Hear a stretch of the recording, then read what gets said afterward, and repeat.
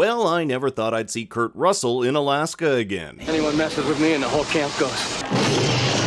Monarch Episode 4 is here with a ton of new questions and theories on what's going on in the Monsterverse. For those of you new to these videos, this is not a recap, but a deep dive into the mysteries of the show, and I've left timestamps below so you can see all the topics I'll be covering. And before we get into it, make sure to like and subscribe. I'm planning on covering every episode of the season. All the way out in Utah, we have Monarch Outpost 47. In King of the Monsters, we learn that Monarch has over 230 such outposts scattered all over the world. Stationed here is a woman known only as Barnes, who any of the boys fans out there might remember as Huey's girlfriend in episode 1. It's currently unknown if there's any relation between her and soldier Jackson Barnes from King of the Monsters. The legendary Twitter account posted this Monarch activation dossier which shows that he has a sister named Stephanie. Barnes here seems to be the only scientist at this remote Utah outpost, which charmingly has Armageddon energy drinks littered throughout the place.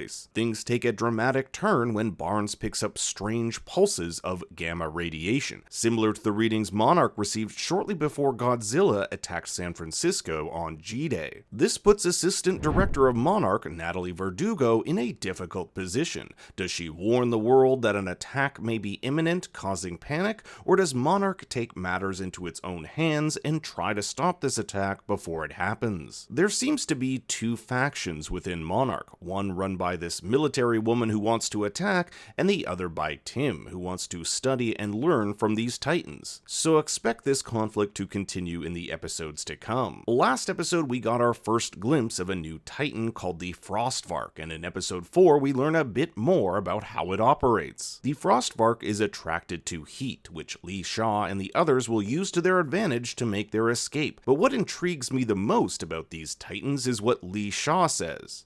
Titans have odd effects on their surroundings and how we experience them. If we're to believe Lee, it was the Titans' energy that messed up their electrical instruments. We also see that Kate, May, and Lee end up walking around in circles, and Kentaro experiences hallucinations. So it begs the question, to what extent can these Titans manipulate our surroundings? What other weird and strange effects can they inflict on us humans? Barnes tells us that the readings she's picked up are common from pulsars originating from black holes in outer space. The pulses she's picking up, however, are coming from Earth, specifically Alaska. Could this then mean that this swirling light we see emanating from below is the cause of these readings? A pulsar emits electromagnetic radiation, and we know that Titans are attracted to radiation, so there seems to be a link here. Readings of this kind haven't been seen since Janjira and Yucca Flats. Janjira was where the nuclear power plant a male Muto fed off in 2014's Godzilla, and Yucca Flats was where the female Muto fed off discarded nuclear waste. This episode offers us a little more insight into Kentaro's past, particularly his foray into the art world. I think it's pretty interesting that his work centers around challenging our assumptions about identity.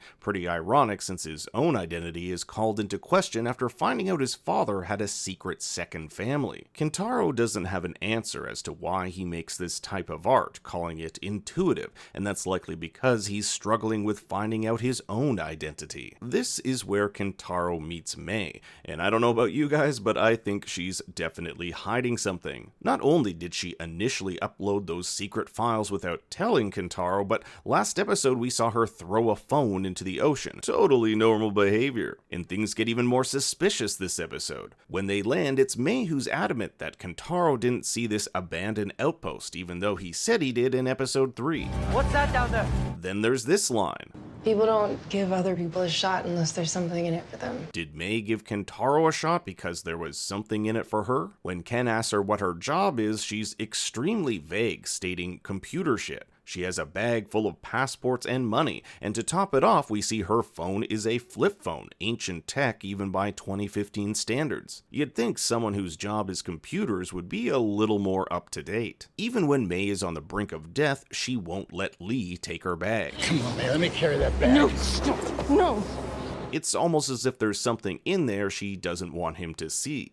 We also get the name of May's sister, Lyra, who she tells to stop calling because she's busy traveling for work. The fact we never see her is also suspicious, and I wonder if this person could be someone we already know. Kentaro's discovery of the abandoned outpost brings hope to Ken and Kate that their father is still alive. The pile of pencil shavings, something Hiroshi would carve, and a working radio suggest their father had fixed it and radioed for help. Just who picked him up and where he went remains to be seen. It should also be noted that all of Hiroshi's files seem to have been destroyed this episode. His notes from the tent were used to fuel the fire, and the computer with the digital files were frozen by the Titan, so it looks as though our characters are back to square one, but something tells me Tim and Monarch may offer them some clues. Now we get into the trailer sleuthing part of the video, where we take a look at the season's trailers to see what could be coming next. Keep in mind I won't be covering every shot, just the ones I think will be relevant in the episodes to come. Here we see Lee Shaw tied up with a film reel playing behind him. It looks to be the Philippines 1952 reel Ken found in his father's office. I'm inclined to believe that Lee gets separated from Ken, Kate, and May, as we'll later see them on their own being given a tour of the Monarch Arlington headquarters without him. It appears as though Lee is interrogated by Natalia Verdugo, judging by this woman's hair in the back. If you've seen my previous videos, you'll know I've theorized that Lee Shaw and Keiko had an affair, and it's possible he's Hiroshi's father, making Kate and Kentaro his grandchildren. There are quite a few shots of Lee and Keiko together we haven't seen yet, including this one of them dancing. This is the only shot of Hiroshi we haven't seen yet, however we can't be sure if this is a flashback or not. This metal sphere in the background could be some sort of scientific experiment. He also seems to be in a desert of sorts, and considering we'll see our main cast in a desert setting, I can't help but think there's a connection. Take a look at these two shots, one is from the first trailer and the other from the second, but look at the difference in the mountain in the background. Either the VFX team put this in as a set extension, or this could be Godzilla's spine. Check out this aerial shot of a spiky mountain range crumbling and the emergence of Godzilla, although there's no definitive proof yet that Hiroshi is here when Kate and Kentaro are. This is something I'm really interested in, Lee Shaw going into this large sphere almost as if he's some sort of astronaut.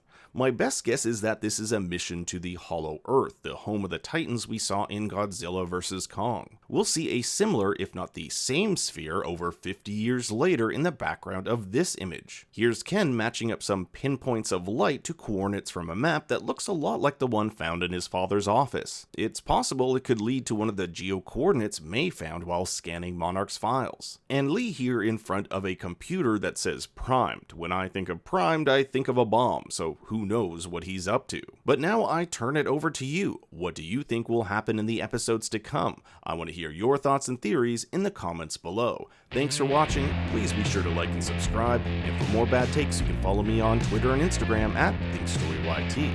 Until next time, remember, Daddy loves you very much.